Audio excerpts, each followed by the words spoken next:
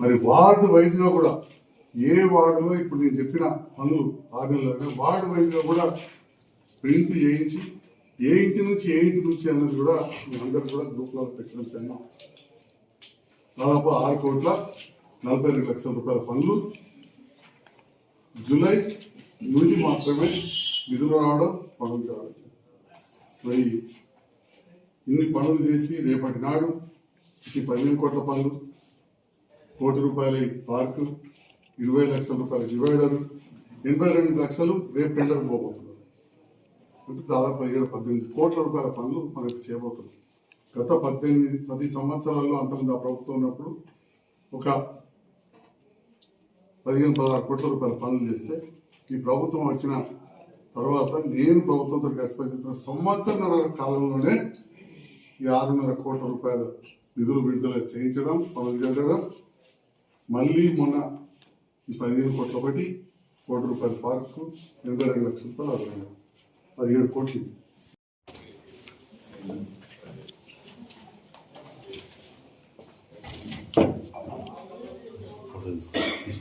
తర్వాత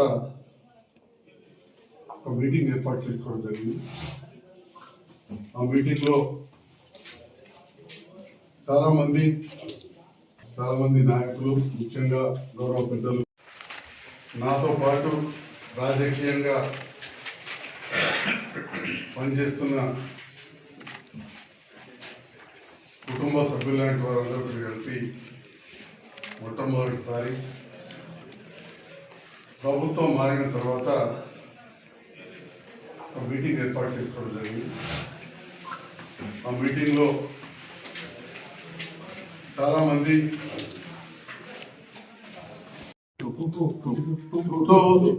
ఆ రకంగా మనం చేసే సందర్భంలో మరి నా బాధ్యతగా ఈ పట్టణాన్ని ప్రజలకు నా రుణం తీసుకోవాలి అని చెప్పి ప్రభుత్వం మారిన తర్వాత 7 నెలలు అంత ముందున్న బిల్లులు 1 రూపాయి కూడా రిలీజ్ కాలేదు.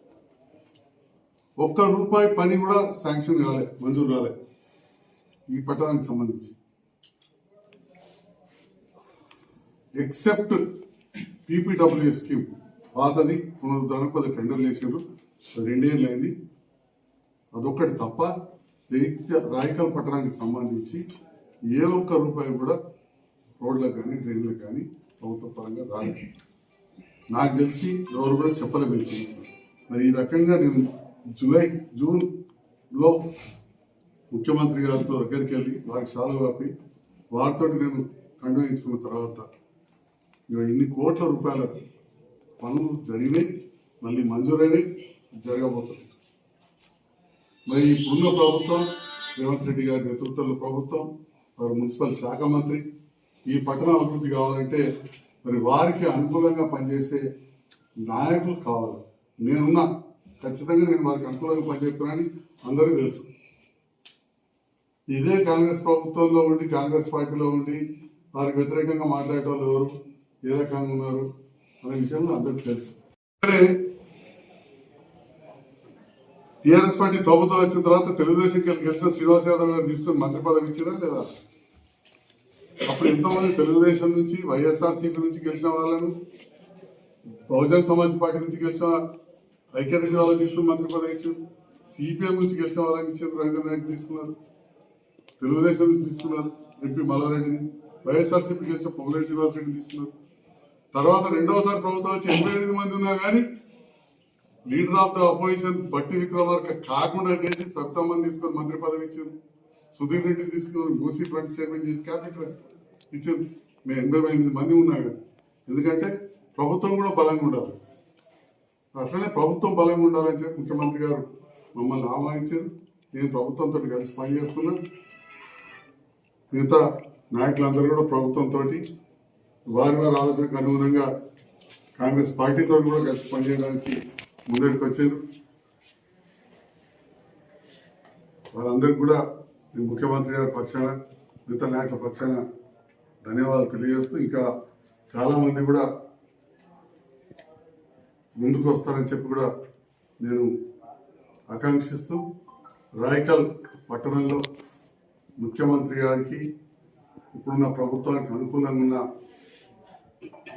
పాలకవర్గం తప్పకుండా విజయకేంద్రం ఎగరేస్తాయని చెప్పి నేను భావిస్తూ ఉన్నాను. Thank you. పనులు పూర్తవడము, పురోగతిలో ఉండడం, కావడం జరుగుతాయని చెప్పి సందర్భంలో తెలియజేస్తాం. మరి ఇన్ని పనులు జరగాల్సిన సందర్భంలో రాయకల్ ప్రజలకు విజ్ఞప్తి చేస్తూ ఉన్నా. నేను గౌరవ ముఖ్యమంత్రి గారితో కలిసి పనిచేస్తా ఉన్నాం. నాతో అనుబంధంగా ఇప్పుడు వేదిక పైన చెప్పినట్టు మాజీ చైర్మన్ గారు, వైస్ చైర్మన్ గారు, మాజీ ఎంపీటీసీ అయిన మహేంద్రబాబు గారు, మేకల కాంతారావు గారు, వైద్య కౌన్సిలర్ శ్రీ రమేష్ గారు, ఫ్యాక్చర్ మల్లారెడ్డి గారు, యువత ఎంతోమంది కూడా గతంలో కాంగ్రెస్ ప్రభుత్వంతో కలిసి పనిచేసిన వాళ్ళు. ఇక్కడ మూర హనుమల్ సార్ మామగారే కాంగ్రెస్ తరఫున ఎమ్మెల్యే ప్రాతినిధ్యం వహించి మీ అందరూ తెలుసు. గతంలో కూడా కాంగ్రెస్ పార్టీతోటి ఆ ప్రభుత్వంతో కలిసి పనిచేసిన అనుబంధం ఉంది. నేనైతే మొదటి నుంచే ఆ ప్రభుత్వంలో పనిచేసే వాళ్ళతో ఆ పార్టీ పనిచేసిన కుటుంబం నుంచే వచ్చిన. అయితే ఇంతకు పదే పాత ముచ్చట్లు తీసి కాదు, కానీ ఉన్న అనుబంధాన్ని కొంత జ్ఞాపకం చేసుకుంటాం. ఎట్లయితే మనం గాంధీ తాతని గుర్తు చేసుకుంటాం, అంబేద్కర్ గారిని గుర్తు చేసుకుంటాం అంతే తప్ప అప్పుడేదో చేసి ఇప్పుడు కాదు. నేను రాజకీయాలకు వచ్చిన తర్వాత, క్రియాశీల రాజకీయాలకు వచ్చిన తర్వాత అప్పుడున్న ప్రభుత్వంతో కలిసి ఆ పని చేసాం. ఇప్పుడున్న కాంగ్రెస్ ప్రభుత్వంతో కలిసి నేను చేసిన పనులు ఇవన్నీ కూడా చెప్పడం జరిగింది, చేయబోతున్నాయి కూడా చెప్పడం జరిగింది. కాబట్టి నేను ఎలా గెలుస్తున్నా, నాతో పాటు ఈ టీం, మేము ముఖ్యమంత్రి గారితో కలిసి పనిచేస్తున్నాం, ప్రభుత్వం మంత్రులతో కలిసి పనిచేస్తున్నాం, ప్రభుత్వంతో కలిసి పనిచేస్తున్నాం. కొందరు పార్టీ వేరు ప్రభుత్వం వేరు అంటారు కావచ్చు, కానీ ప్రభుత్వంతో కూడా కలిసి పనిచేసినప్పుడు ప్రభుత్వం బలోపేతం అయినప్పుడే ఆ పార్టీకి కూడా మనుగడ ఉంటుంది. అందుకని చెప్పే ప్రభుత్వంతో నన్ను కలిసి పనిచేయమన్నారు. అందుకే పార్టీ సభ్యత్వం ఇవ్వలేను. ప్రభుత్వంతో కలిసి పనిచేయమన్నారు, కలిసి పనిచేస్తున్నాం. ప్రభుత్వం బలంగా ఉంటేనే ఆ పార్టీలో కూడా బలంగా ఉంటారు. గౌరవ ముఖ్యమంత్రి గారితో కలిసి పనిచేస్తా ఉన్నాం. నాతో అనుబంధంగా ఇప్పుడు వేదిక పైన చెప్పినట్టు మాజీ చైర్మన్ గారు, వైస్ చైర్మన్ గారు, మాజీ ఎంపీటీసీ అయిన మహేంద్రబాబు గారు, మేకల కాంతారావు గారు, వైద్య కౌన్సిలర్ శ్రీ రమేష్ గారు, ఫ్యాక్చర్ మల్లారెడ్డి గారు, యువత ఎంతోమంది కూడా గతంలో కాంగ్రెస్ ప్రభుత్వంతో కలిసి పనిచేసిన వాళ్ళు. ఇక్కడ మూర హనుమల్ సార్ మామగారే కాంగ్రెస్ తరఫున ఎమ్మెల్యే ప్రాతినిధ్యం వహించి మీ అందరూ తెలుసు. అక్క రమాదేవి అక్క కాంగ్రెస్ పార్టీ పక్షాన వారు ఎంపీపీగానే ఉన్నారు, ఎంపీటీసీగానే ఉన్నారు. సింగం రమేష్ కూడా కాంగ్రెస్ పక్షాన ఎంపీటీసీ, కాంతారావు గారు. ఈ రకంగా ఎంతోమందికి గతంలో కూడా కాంగ్రెస్ పార్టీతోటి ఆ ప్రభుత్వంతో కలిసి పనిచేసిన అనుబంధం ఉంది. నేనైతే మొదటి నుంచే ఆ ప్రభుత్వంలో పనిచేసే వాళ్ళతో ఆ పార్టీ పనిచేసిన కుటుంబం నుంచి వచ్చిన. అయితే ఇంతకు పదే పాత ముచ్చట్లు తీసి కాదు, కానీ ఉన్న అనుబంధాన్ని కొంత జ్ఞాపకం చేసుకుంటాం. ఎట్లయితే మనం గాంధీ తాతని గుర్తు చేసుకుంటాం, అంబేద్కర్ గారిని గుర్తు చేసుకుంటాం అంతే తప్ప అప్పుడేదో చేసి ఇప్పుడు కాదు. నేను రాజకీయాలకు వచ్చిన తర్వాత, క్రియాశీల రాజకీయాలకు వచ్చిన తర్వాత అప్పుడున్న ప్రభుత్వంతో కలిసి ఆ పని చేసాం. ఇప్పుడున్న కాంగ్రెస్ ప్రభుత్వంతో కలిసి నేను చేసిన పనులు ఇవన్నీ కూడా చెప్పడం జరిగింది, చేయబోతున్నాయి కూడా చెప్పడం జరిగింది. కాబట్టి నేను ఎలా గెలుస్తున్నా, నాతో పాటు ఈ టీం, మేము ముఖ్యమంత్రి గారితో కలిసి పనిచేస్తున్నాం, ప్రభుత్వం మంత్రులతో కలిసి పనిచేస్తున్నాం, ప్రభుత్వంతో కలిసి పనిచేస్తున్నాం. కొందరు పార్టీ వేరు ప్రభుత్వం వేరు అంటారు కావచ్చు, కానీ ప్రభుత్వంతో కూడా కలిసి పనిచేసినప్పుడు ప్రభుత్వం బలోపేతమైనప్పుడే ఆ పార్టీకి కూడా మనుగడ ఉంటుంది. అందుకని చెప్పే ప్రభుత్వంతో నన్ను కలిసి పనిచేయమన్నారు. అందుకే పార్టీ సభ్యత్వం ఇవ్వలేను. ప్రభుత్వంతో కలిసి పనిచేయమన్నారు, కలిసి పనిచేస్తున్నారు. ప్రభుత్వం బలంగా ఉంటేనే ఆ పార్టీలో కూడా బలంగా ఉంటారు. అందుకనే టీఆర్ఎస్ పార్టీ ప్రభుత్వం వచ్చిన తర్వాత తెలుగుదేశం గెలిచిన శ్రీనివాస్ యాదవ్ గారు తీసుకుని మంత్రి పదవి ఇచ్చారా లేదా? అప్పుడు ఎంతోమంది తెలుగుదేశం నుంచి, వైఎస్ఆర్సీపీ నుంచి గెలిచిన వాళ్ళు, బహుజన సమాజ్ పార్టీ నుంచి గెలిచిన ఐక్యరెడ్డి వాళ్ళకి తీసుకుని మంత్రి పదవి ఇచ్చారు, సిపిఎం నుంచి గెలిచిన వాళ్ళకి ఇచ్చారు, రైతు నాయకులు తీసుకున్నారు, తెలుగుదేశం నుంచి తీసుకున్నారు ఎంపీ మల్లారెడ్డిని, వైఎస్ఆర్సీపీ గెలిచిన పొంగులేటి శ్రీనివాసరెడ్డి తీసుకున్నారు. తర్వాత రెండోసారి ప్రభుత్వం వచ్చి 88 మంది ఉన్నా కానీ లీడర్ ఆఫ్ ద అపోజిషన్ బట్టి విక్రమార్క కాకుండా చేసి సబ్కామని తీసుకొని మంత్రి పదవి ఇచ్చారు. సుధీర్ రెడ్డి తీసుకున్నారు, మూసీ ప్రతి చైర్మన్ చేసి క్యాపిటల్ ఇచ్చారు. మేము 88 మంది ఉన్నా కానీ, ఎందుకంటే ప్రభుత్వం కూడా బలంగా ఉండాలి. అట్లనే ప్రభుత్వం బలంగా ఉండాలని చెప్పి ముఖ్యమంత్రి గారు మమ్మల్ని ఆహ్వానించారు. నేను ప్రభుత్వంతో కలిసి పనిచేస్తున్నా. మిగతా నాయకులందరూ కూడా ప్రభుత్వంతో వారి ఆలోచనకు అనుగుణంగా కాంగ్రెస్ పార్టీతో కూడా కలిసి పనిచేయడానికి ముందరికి వచ్చారు. వాళ్ళందరికీ కూడా ఈ ముఖ్యమంత్రి గారి పక్షాన మిగతా నాయకుల పక్షాన ధన్యవాదాలు తెలియజేస్తూ ఇంకా చాలామంది కూడా ముందుకు వస్తారని చెప్పి కూడా నేను ఆకాంక్షిస్తూ రాయకల్ పట్టణంలో ముఖ్యమంత్రి గారికి ఇప్పుడున్న ప్రభుత్వానికి అనుకూలంగా ఉన్న పాలకవర్గం తప్పకుండా విజయకేతనం ఎగరేస్తారని చెప్పి నేను భావిస్తా ఉన్నాను. Thank you. ఇప్పుడున్న ప్రభుత్వంతో కలిసి పనిచేస్తూ రాయకల్ పట్టణానికి ఎన్నో నిధులు తీసుకొస్తున్నారు. ఇప్పుడున్న ప్రభుత్వం గౌరవ ముఖ్యమంత్రి రేవంత్ రెడ్డి గారి నేతృత్వంలో ప్రభుత్వం పనిచేస్తూ ఉంది. ఆ పార్టీతో ఇప్పటికే సభ్యత్వం ఇంకా నాకు లేకున్నా కానీ గతంలో కుటుంబ పరంగా చాలా అనుబంధం ఉంది. ఆ ప్రభుత్వంతో కలిసి పనిచేయడం జరుగుతుంది. మన సందర్భంలో రాయకల్ పట్టణ అభివృద్ధి దిశ ఏదైతే గౌరవ ముఖ్యమంత్రి గారు రేవంత్ రెడ్డి గారు నేను వారితో కలిసినప్పుడు మీ ప్రభుత్వంతో కలిసి పనిచేస్తానని చెప్పిన సందర్భంలో గత 10 ఏళ్లలో అప్పుడు 25 కోట్ల రూపాయల నిధులు మంజూరై దాదాపు 17 కోట్ల రూపాయల పనులై 8 కోట్ల రూపాయల వరకు పనులు ఆగిపోయింది.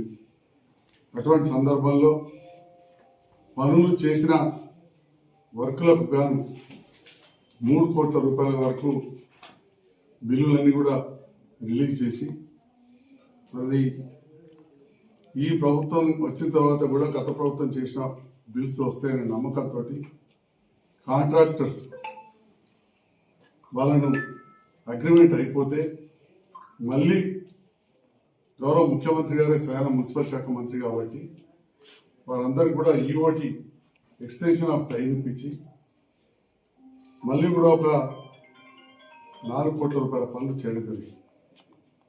ఇప్పుడు మళ్ళీ 82 లక్షల రూపాయల పనులై ప్రతిపాదనలు మన రాయకల్ మున్సిపాలిటీలో చేయడానికి 14 వర్కులు దాదాపు 9 వార్డులకు కూడా నిన్ననే అప్రూవల్ కలెక్టర్ గారు ఇవ్వడం జరిగింది. వీటితో పాటుగా ఈ ప్రభుత్వం వచ్చిన తర్వాత రేవంత్ రెడ్డి గారి నేతృత్వంలో కాంగ్రెస్ ప్రభుత్వం వచ్చిన తర్వాత 1 కోటి రూపాయలు మున్సిపల్ పార్క్కి వచ్చినాయి. పనులు జరుగుతున్న విషయం ఈ పాత్రికేయ మిత్రులకు కూడా తెలుసు. అదేవిధంగా 20 లక్షల రూపాయలతోటి డివైడర్ కూడా పని జరిగింది.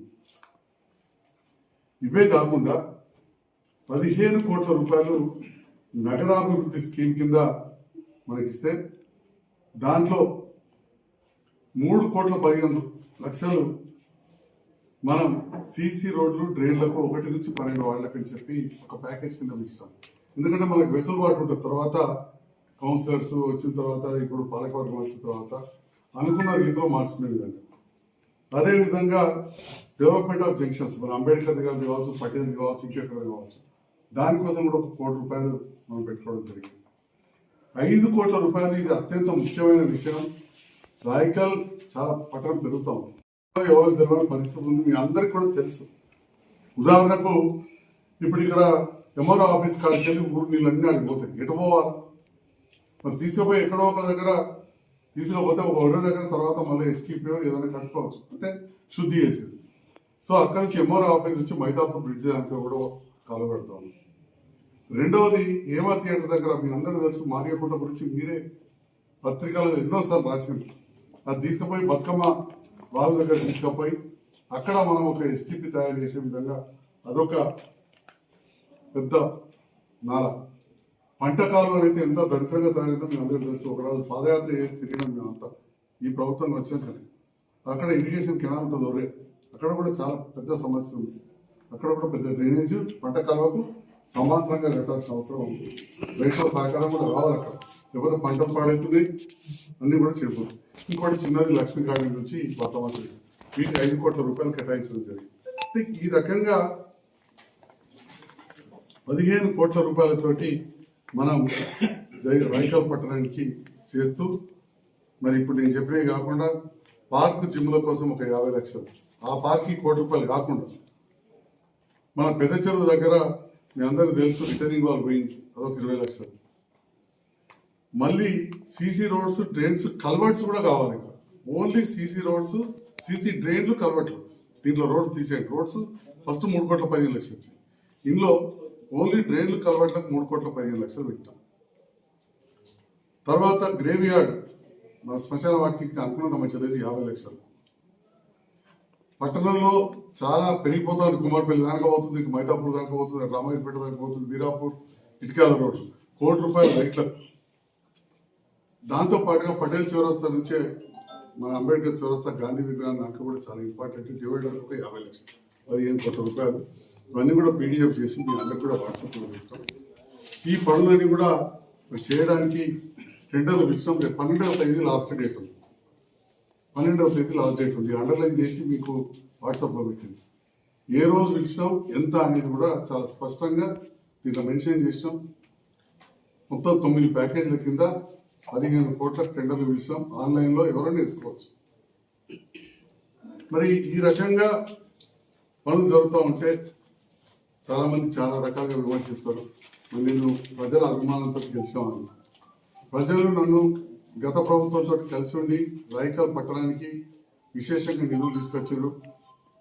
ఇక్కడి చెరువుల్లో నీళ్లున్న పరిస్థితుల్లో 90 రూపాయలలో తూంబెట్టి ఎండాకాలం కూడా నిండా నీళ్లుండే విధంగా, పడవ తిరిగే విధంగా, చేపలు పట్టుకునే విధంగా చేసిండ్రు అని చెప్పి ప్రభుత్వానికి ఎంతో వ్యతిరేకత ఉండింది మొన్నటిసారి. అయినా కానీ నన్ను ఇక్కడ గెలిపించడం జరిగింది.